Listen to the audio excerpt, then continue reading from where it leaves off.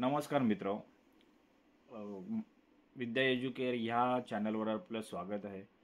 आज आपण मानसशास्त्रातील पेपर 216 या विषयातील पुस्तक तिसरे घटक 7 ह्या घटकाचा आज आपण सविस्तर माहिती मिळवणार आहोत, अभ्यास करणार आहोत. भावनेचे जैविक अधिष्ठान, मेंदू, स्वायत्ता, मज्जासंस्थांचा संयोग ह्या गोष्टी आपल्या भावनेवर कशा परिणाम करतात, भावना कशा उत्पन्न होतात, त्यांचा हा आपल्या जे मेंदू, स्वायत्ता किंवा नर्वस सिस्टीम आहे, मज्जासंस्था आहे, त्यांचं कशा एकत्रित येऊन ह्या भावना निर्माण होतात, त्यांचा इथे अभ्यास केलेला आहे. तर आपण पाहूया की या घटकामध्ये या भावना कशा आपल्या काम करतात, आपल्या जैविक आणि शारीरिक प्रतिक्रिया आहेत, त्या मेंदूचा, अंतर्स्रावी ग्रंथी किंवा मज्जासंस्था ह्या कशा कार्यरत करतात, यांचा कसा निगडीत संबंध आहे एकमेकांशी, निगडीत संबंध येऊन यातून भावना कशा निर्माण होतात, त्या अवस्थेला आज आपण समजून घेणार आहोत. तर मानवी भावना ज्या इमोशन ह्या केवळ मानसिक प्रक्रिया नाहीत. ह्या भावना ज्या आहेत फक्त मानसिक प्रक्रिया नाही आहेत, त्याच्या शरीराच्या जैविक शारीरिक प्रतिक्रियांशी घट्ट निगडीत असतात. ह्या ज्या भावना आहेत त्या फक्त मानसिक प्रक्रिया नसून त्या जैविक आणि शारीरिक प्रतिक्रिया आहेत. ज्या प्रतिक्रिया आपल्या शरीराच्या येतात त्यांच्याशी याचा घट्ट निगडीत संबंध असतो. भावना म्हणजे मेंदू, अंतःस्रावी ग्रंथी, स्वायत्त मज्जासंस्था यांच्या संयुक्त कार्यातून निर्माण होणारी एकात्मिक अवस्था आहेत. भावना म्हणजे फक्त काय, भावना निर्माण कशी होतात त्यासाठी ज्या आपल्या शरीरामध्ये, मेंदूमध्ये, मेंदूचा त्याच्यात अंतःस्रावी ग्रंथी म्हणजे जे हार्मोन्स आहेत, त्या हार्मोन्स किंवा स्वायत्त मज्जासंस्था, नर्वस सिस्टीम आहे, त्यांच्या एकत्रित कार्य, त्यांचं एखादी भावना म्हणजे राग ही भावना उत्पन्न होण्यासाठी हे जे घटक एकत्रित येऊन काम करतात. जसं मेंदू, हार्मोन्स, नर्वस सिस्टीम ह्या सगळ्या घटक एकत्र येऊन कार्य करतात आणि त्यातून एक भावना तयार होते. आणि त्या अवस्थेला, त्या एकात्मिक अवस्थेला भावना म्हटलेलं आहे. भावना म्हणजे काय? भावना म्हणजे मानसिक प्रक्रिया नसून ते शरीरातील जैविक आणि शारीरिक ज्या प्रतिक्रिया होत असतात आपल्या शरीराच्या, त्यांच्याशी घट्ट निगडीत संबंध असतो. भावना म्हणजे मेंदू, हार्मोन्स, ज्या अंतःस्रावी ग्रंथी आहेत, स्वायत्त मज्जासंस्था, नर्वस सिस्टीम आहेत, यांचं संयुक्त कार्य होतं. त्यांच्या एकत्रित कार्यातून ह्या भावना तयार होतात. त्या एकत्रित, ते एकट्याने फक्त मेंदूचं कार्य होऊन जमणार नाही, भावना निर्माण होणार नाही. त्याबरोबर त्या हार्मोन्स पण यायला पाहिजेत. नर्वस सिस्टीम पण तिथे काम करायला हवे. ह्या सगळ्या गोष्टींचा या सगळ्या घटकांचा एकत्रित कार्य होऊन भावना निर्माण होतात. तर ह्या एकात्मिक अवस्थेला भावना म्हटलेलं आहे. ओके. तर स्वायत्त मज्जासंस्थेच्या भावनेतील कार्यभाग, role of autonomic nervous system in emotion. ते ह्या मज्जासंस्थेचा भावनेतील कार्यभाग कसा आहे, या मज्जासंस्था कशा या भावनेतील कार्य करते, त्याचं इथे आपण माहिती घेणार आहोत. ओके. स्वायत्त मज्जासंस्था, ऑटोनॉमिक नर्वस सिस्टीम, NS, ही 2 भागामध्ये विभागलेली आहे. एक आहे सहानुकंपी यंत्रणा, सिम्पॅथिक सिस्टीम, आणि दुसरं आहे परानुकंपी यंत्रणा. आता ह्या यंत्रणा कशा कार्य करतात, ह्यांचं कार्य काय आहे, ते आज आपण पाहणार. ह्या नेमका कंपी यंत्रणा म्हणजे काय, सिम्पॅथेटिक सिस्टीम म्हणजे काय, आणि परानुकंपी यंत्रणा पॅरासिम्पॅथिक सिस्टीम म्हणजे काय, ह्या कशा कार्य करतात, त्याचा आपल्या भावनांवरती कसा परिणाम होतो, ह्या मज्जासंस्थेतील ह्या 2 संकल्पना आहेत, ह्या 2 यंत्रणा आहेत, त्या कशा कार्यरत आहेत ते आपण पाहूया. या दोन्ही यंत्रणा भावना निर्माण झाल्यावर शरीरातील अवयवांना वेगवेगळ्या प्रकारे सक्रिय करतात. ह्या ज्या यंत्रणा आहेत, या भावना निर्माण झाल्यावर त्या आपल्या शरीराला मेसेज पाठवतात, संदेश वाहनाचं काम करतात, आणि ती क्रिया आपल्या शरीरामार्फत होते. जसं की राग आला की आपल्या शरीरातील इतर अवयवांना आपला ते मेसेज पाठवला जातो, संदेश पाठवण्याचं काम करतात. जेणेकरून रागाच्या भरात आपण हातवार करणे, चेहऱ्यावर ते राग प्रकट होणे, रागाच्या भरात आपलं चेहऱ्यावरचे हावभाव, शरीरावरचे ते मारण्याची प्रवृत्ती निर्माण होणे, आनंदात आपण आनंदाचे भाव वेगळे असतात. त्या ज्या भावना शरीराला पोचवण्याचं काम ह्या यंत्रणा करतात. ज्या भावना प्रकट होण्यासाठी, त्या भावना दिसण्यासाठी, त्या आनंदाच्या भावना कशा दिसतील शरीरामार्फत, त्या शरीराला त्या हालचाली होण्यासाठी, प्रतिक्रिया दर्शवण्यासाठी ह्या यंत्रणा काम करत असतात. एखादी भावना उत्पन्न झाली मनामध्ये, या एकात्मिक अवस्थेतून एक भावना निर्माण झाली, तर ते शरीरामार्फत ती कशी त्याचं रिफ्लेक्शन असेल, त्याचं कसं सादरीकरण होईल, ते सादरीकरण करण्यासाठी शरीराला जे संदेश वाहनाचं काम करतात ह्या यंत्रणा करतात. तर सहानुभूती यंत्रणामध्ये कशा प्रकारच्या कोणत्या कोणत्या भावना येतात, सिम्पॅथेटिक सिस्टीममध्ये कोणत्या भावना येतात आणि परानुभूती यंत्रणामध्ये कोणत्या भावना येतात, पॅरासिम्पॅथिक सिस्टीममध्ये, त्या आज आता समजून घ्यायचे. सहानुकंपी यंत्रणा म्हणजे काय? ओके. सिम्पॅथिक नर्वस सिस्टीम म्हणजे भावनिक उत्तेजनाच्या, जसे राग, भीती, चिंता वेळी शरीराला तयारी किंवा लढा किंवा पळा ह्या स्थितीत आणणारी यंत्रणा. म्हणजे सहानुकंपी यंत्रणा काय काम करते की आपलं शरीराला सक्रिय करते. समजा राग आला तर रागाच्या प्रभावात मारहाण करण्यासाठी किंवा तो राग व्यक्त करण्यासाठी आपल्याला त्या प्रकारे शरीराला ते संदेश वाहनाचं काम करून शरीराला, आपल्या शरीराच्या अवयवांना ते सक्रिय करते. भीती आली की भीतीमध्ये शरीर कसं आपण एकटं होऊन राहतो, भीतीचे जे हावभाव तयार होतात, भीतीचे जे शरीराला संदेश वाहन करून शरीराला ज्या भीतीच्या अवस्थेत कसं रिॲक्ट करता येईल ते सक्रिय करण्याचं काम हे सहानुकंपी यंत्रणा करते. चिंतेच्या अवस्थेत आपण कसं शरीराची अवस्था होईल, शरीराला कसं रिॲक्ट करता येईल, शरीराचे सादरीकरण कसं असेल ते इथे तयार करते. तर ते वेळी शरीराला तयार करण्याचं काम स्थितीत आणणारी यंत्रणा म्हणजे ही सहानुकंपी आहे. म्हणजे त्या भावनेच्या अनुसरून शरीराला तयार तयार करण्याचं काम हे सहानुकंपी यंत्रणा करते. जर आता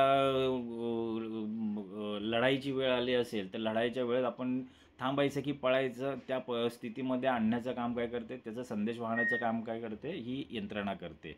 शरीराच्या इतर अवयवांना ते संदेश देण्याचं काम करते. जर एकच व्यक्ती असेल तर आपण लढायची भूमिका निभावतो.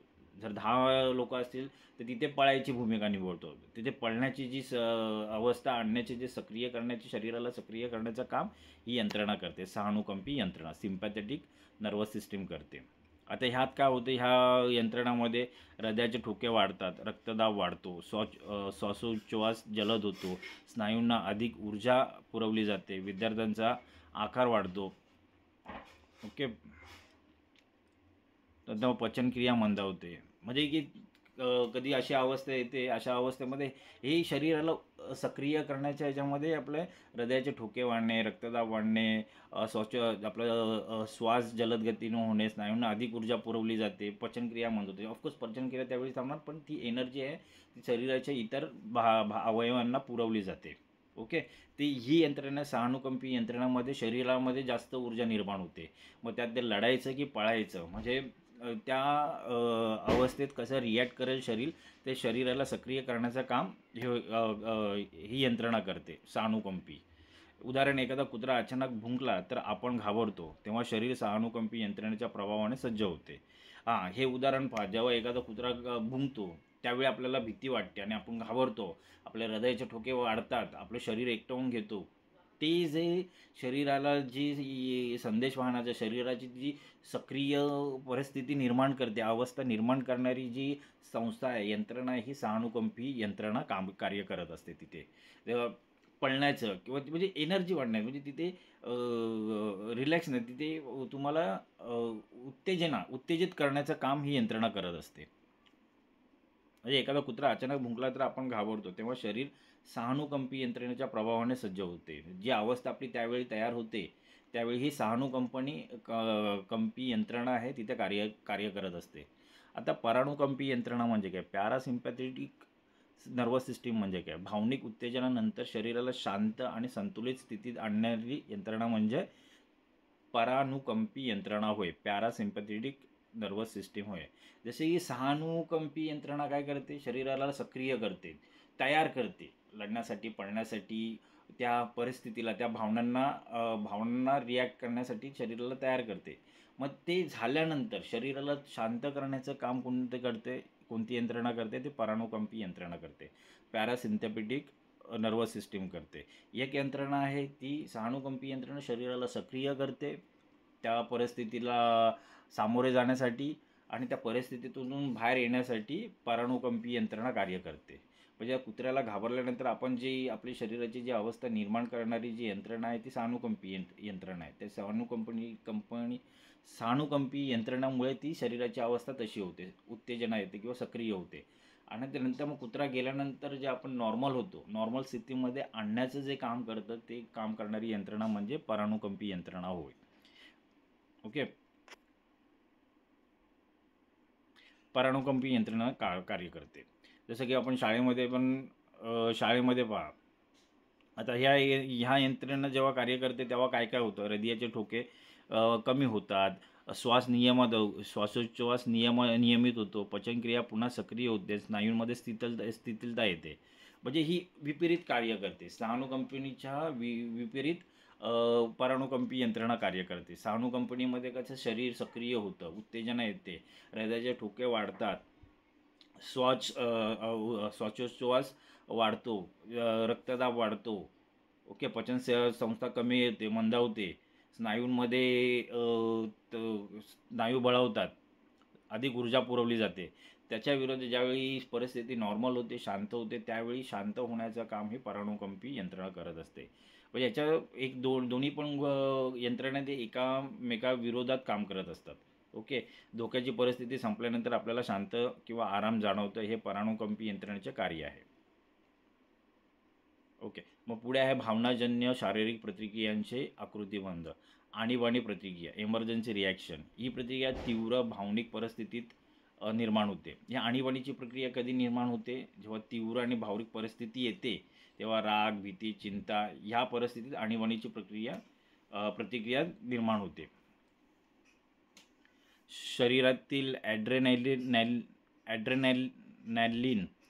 शरीरातील ॲड्रेनॅलिन हा हार्मोनचा स्त्राव होतो.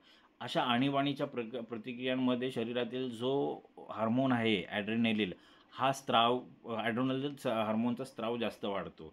शरीर लढण्यासाठी आणि पळण्यासाठी तयार होते. जसं की सहानुकंपनी जी अवस्था येते त्याच्यामध्ये ही प्रतिक्रिया असते. ओके.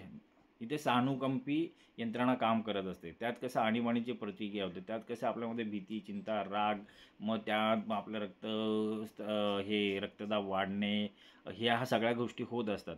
तिथे ही गोष्टी कामं करत असतात.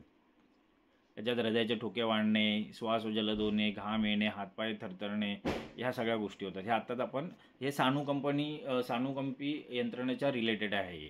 नंतर मग शिथिलता प्रतिक्रिया. आता शिथिलते प्रक्रिया रिॲक्शन कधी होणार, ज्यावेळी तुम्ही परानुकंपी यंत्रणा कार्य करते त्यावेळी ही प्रतिक्रिया तिथे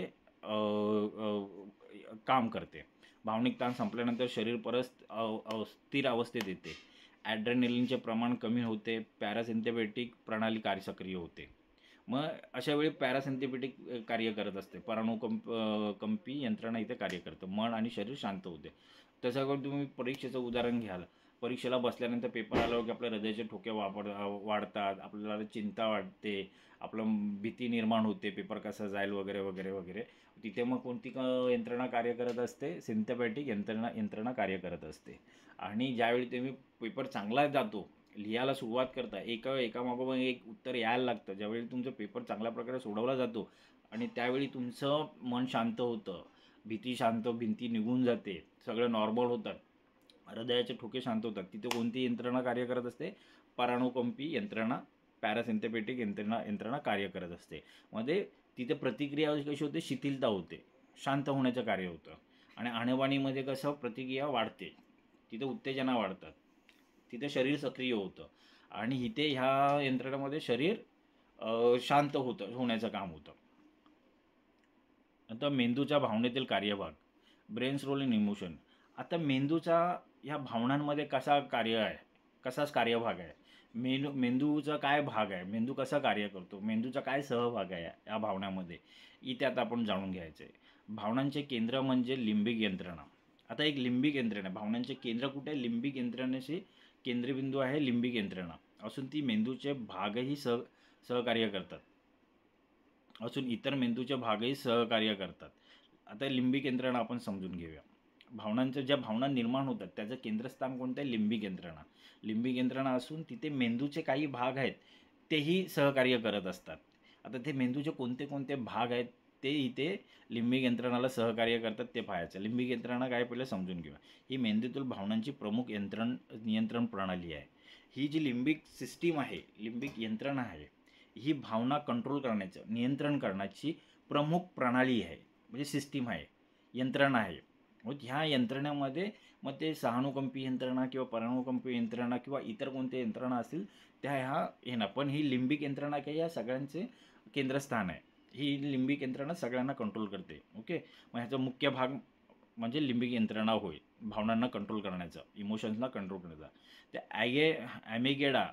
ॲमिगडाला भीती, राग यांसारख्या तीव्र भावनांचे नियमन करते. आता ह्याच्यामध्ये पुढचा भाग आहे तो ॲमिगडाला करून एक फंक्शन आहे त्यात कसं भीती, राग यांसारख्या तीव्र भावनांचे नियमन करतं. मग ॲमिगडाला काय करतो की राग आणि भीती ज्या आहेत यांसारखे तीव्र भावनाचे जे भावना येतात आपल्यामध्ये त्यांना नियमन करण्याचं काम करतो. मग ते हिप्पोकॅम्पस एक मेंदूचा भाग आहे. तो हिप्पोकॅम्पस काय करतो, भावनिक स्मृती साठवतो. मग ज्या आपल्या रागाच्या असतील, आनंदाच्या असतील, दुःखाच्या असतील, सुखाच्या असतील, ज्या काय भावना येतात त्या ह्या हिप्पोकॅम्पस मेंदूचा जो भाग आहे त्या सगळ्या आठवणी साठवून ठेवण्याचं काम करतो. मग ते हायपोथॅलमस, आता हायपोथॅलमस नावाचा एक घटक आहे मेंदूमध्ये.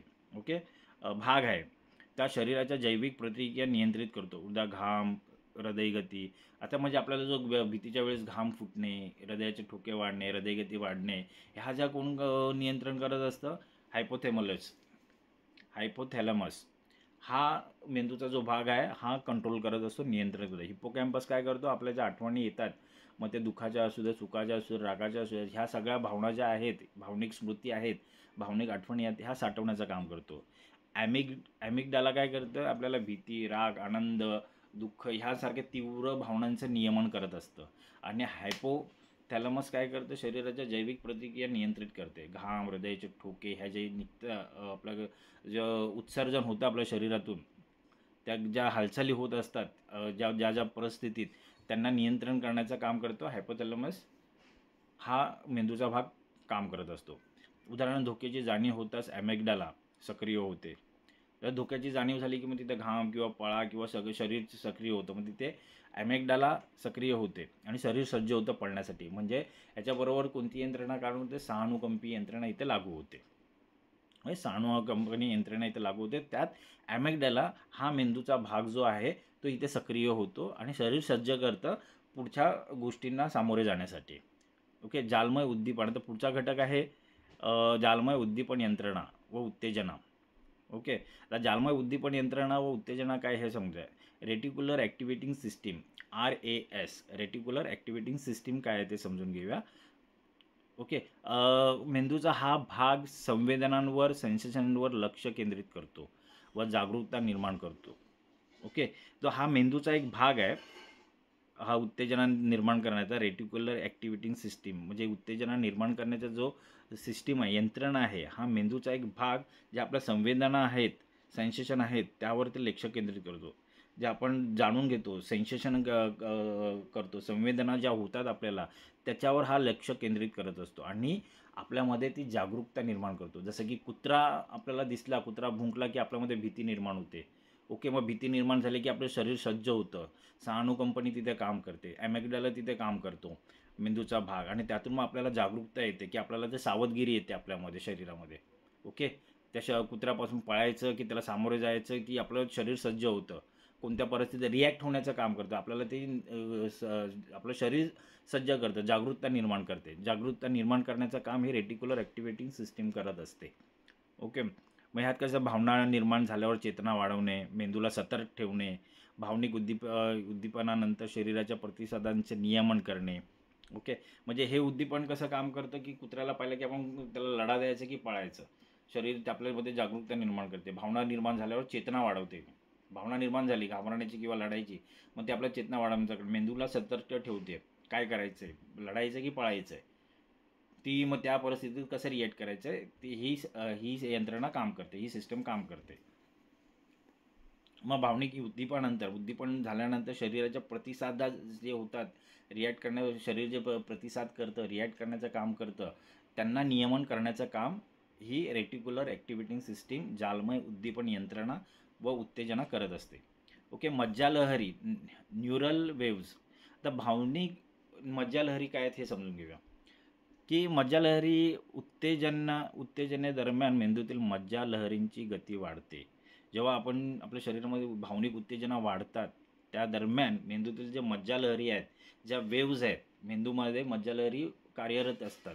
त्या संथ गतीने वाहतात. ज्यावेळी आपल्यामध्ये गोष्टी निर्माण होतात, शरीर सतर्क होतं, सज्ज होतं लढण्यात येते, त्यावेळी मज्जालहरी आहेत त्यांची गती वाढते. भावनिक उत्तेजना वाढल्यानंतर दरम्यान मेंदूतील ज्या मज्जालहरी आहेत त्यांचीही गती वाढली ते.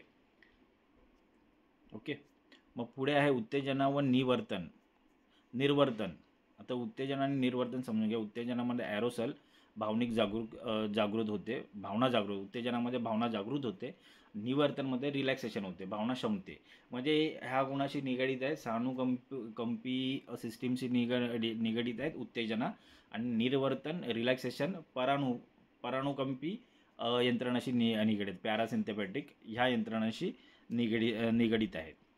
उत्तेजना सहानुकंपी सिस्टीमशी निगडीत आहे आणि निवर्तन हे परानुकंपी सिस्टीमशी निगडीत आहे. म्हणजे ज्यावेळी आपल्याला सहानुकंपनी अवस्थेमध्ये येते, सक्रिय होतो, त्यावेळी भावना जागृत होतात आणि ती घटना घडून गेली की भावना शांत होतात. मग ते ह्या दोन गोष्टी तिथे लागू होतात. आता मनोकायिक व्याधी हा डिसऑर्डर आहे, हा आजार आहे. मनोकायिक व्याधी तो समजून घ्या. Psychosomatic disorder. आता सायकोसोमॅटिक डिसऑर्डर म्हणजे काय, आजार हा कसल्या प्रकारचा आहे ते आपण समजून घ्या. मनातील भावनिक ताणांमुळे शरीरावर निर्माण होणारा आजार.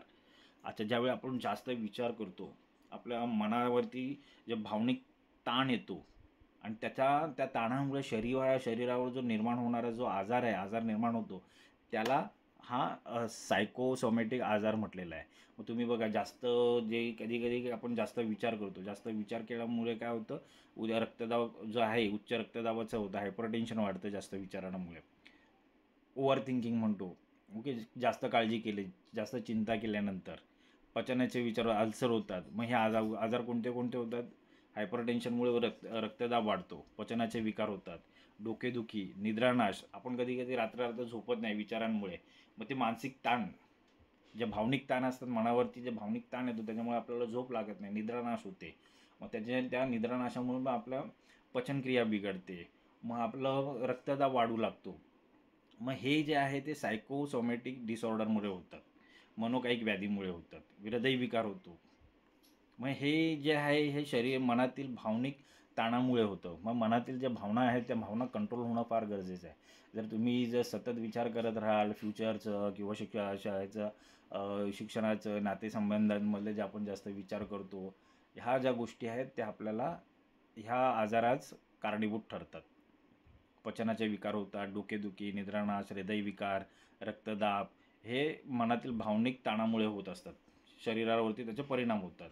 मग त्या कारण काय काय असतं, भीती, चिंता, ताण, असमाधान, भावनिक दडपण, ह्या ज्या गोष्टी आहेत त्या गोष्टी आपल्या शरीरावरती परिणाम करत असतात आणि त्या आजाराचं रूप घेतात. म्हणून सगळ्या जेवढ्या काही ह्या भावनिक गोष्टी असतील त्यांच्यावर नियंत्रण ठेवणं फार गरजेचं आहे. म्हणजे असं चिंता जे करतो, ताण जो येतो तो ताण घालवणं फार गरजेचं आहे, जेणेकरून तुमची शारीरिक तुम्हाला आजार होणार नाहीत.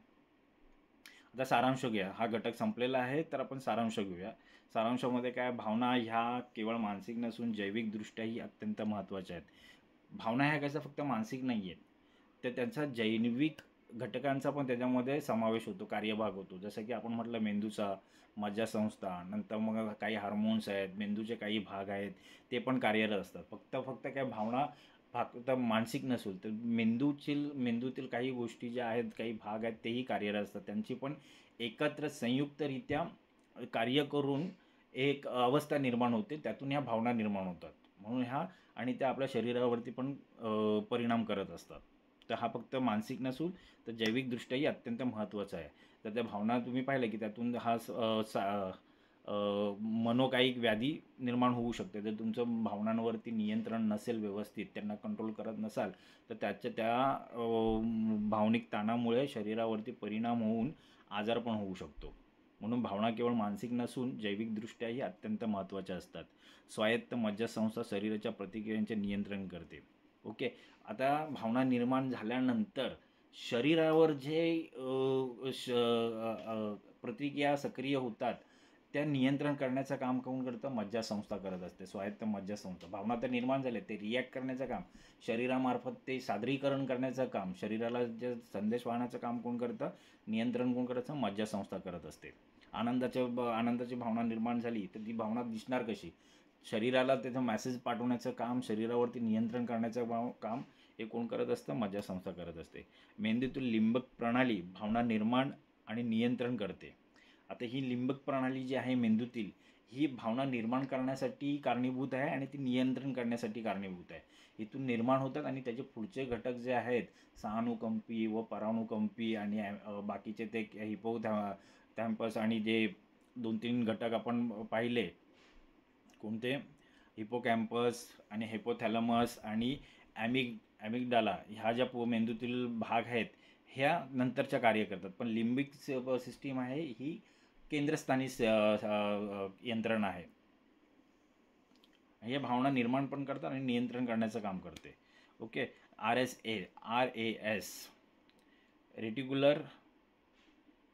रेटिक्युलर म्हटलं ना, कोणतं आहे रेटिक्युलर? कुठे गेलं रे?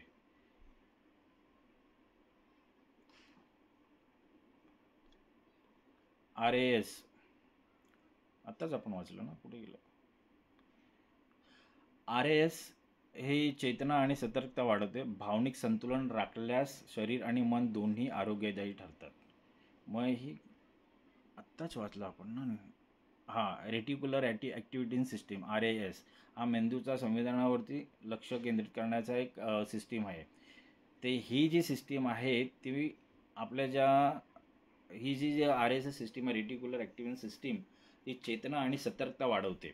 ओके. आणि भावनिक संतुलन राखल्यास शरीर आणि मन दोन्ही आरोग्यदायी ठरतात. साहजिक आहे, जर तुम्ही भावनांवरती नियंत्रण ठेवलं, संतुलन राखलं, तर तुमच्या शरीरावरती त्याचे विपरीत परिणाम होणार नाहीत. तुम्हाला त्या शरीरावरती त्याचे आजार होणार नाहीत. निद्रानाश म्हणा, रक्तदाब म्हणा, ह्यासारखे आजार तुम्हाला होणार नाहीत. म्हणून भावनांवरती नियंत्रण, संतुलन ठेवणं फार गरजेचं आहे, जेणेकरून तुमचं मानसिक स्थिती आणि शारीरिक स्थिती पण आरोग्यदायी राहील. मन आणि शरीर दोन्ही आरोग्यदायी राहील. मित्रांनो, आज आपण या घटक हा इथे संपवलेला आहे. या घटकामध्ये आपण भावना आणि भावनांचा मेंदूशी कसा संबंध आहे, मेंदूचे कोणते कोणते घटक, कोणते कोणते भाग कसे कार्यरत करतात, या सहानुकंपी यंत्रणा कशी कार्य करते, लिंबिक परानुकंपी यंत्रणा कशी कार्य करते, लिंबिक यंत्रणा कसं केंद्रस्थानी काम करतं, सगळ्या गोष्टींना नियंत्रण करतात, हे आपण पाहिलं. मेंदूच्या भावनेतील कार्यभाग पाहिला. जे ब्रेन आहेत, ब्रेनमधील जे लिंबिक सिस्टीम आहे, ॲमिगडाला सिस्टीम आहे, भाग जे आहेत हिपोकॅम्पस, हायपोथॅलमस, हे कसे कार्यरत करतात हे पाहिलं आपण. नंतर मग रेटिक्युलर ॲक्टिव्हिटी सिस्टीम जी आहे ती कशी जागरूकता निर्माण करते, कसं केंद्रस्थानी लक्ष केंद्रित करतो हे आपण पाहिलं. नंतर मग आहे एक मनोकायिक व्याधी पाहिली आपण, सायकोसोमॅटिक डिसऑर्डर कसा होतो, भावनिक ताणामुळे शरीराच्या अवयवांवरती, शरीरावरती कसा त्याचा विपरीत परिणाम होतो आणि कसा आपल्याला आजार होऊ शकतो, ते आजार कसे होऊ शकतात, उच्च रक्तदाब, पचनाचे विकार, डोकेदुखी, निद्रानाश, हृदयविकार कसे होऊ शकतात ह्या भावनिक ताणामुळे, ते आपण जाणून घेतलं. आणि भावना ज्या आहेत, ज्या भावना नियंत्रण ठेवण्याने शारीरिक आजार कसे कमी करता येतील, इकडे आपण लक्ष देणं फार गरजेचं आहे. तर मित्रांनो, हा मानसशास्त्रातील पेपर 216 पुस्तक 3 घटक 7 भावनेचे जैविक अधिष्ठान, मेंदू, स्वायत्ता, मज्जासंस्था यांचा सहयोग कसा होतो, भावनेशी कसे निगडीत आहेत, ते कसे कार्य करतात, यांचा आज आपण सविस्तरपणे अभ्यास केलेला आहे. मला खात्री आहे की ज्यावेळी तुम्ही पुस्तक वाचायला घ्याल त्यावेळी हे लेक्चर तुम्हाला तो विषय समजून घेण्यास, त्या पुस्तकातील ज्या संकल्पना आलेल्या आहेत त्या संकल्पना समजून घेण्यास तुम्हाला खूपच मदत होईल. आपण साध्या सरळ सोप्या भाषेमध्ये ह्या घटकातील संकल्पना समजून घेण्याचा प्रयत्न केलेला आहे. तर मित्रांनो, आज आपण इथेच थांबूया. पुढच्या घटकामध्ये आपण नवीन काही शिकूया. तेव्हा आज इथेच थांबूया. धन्यवाद.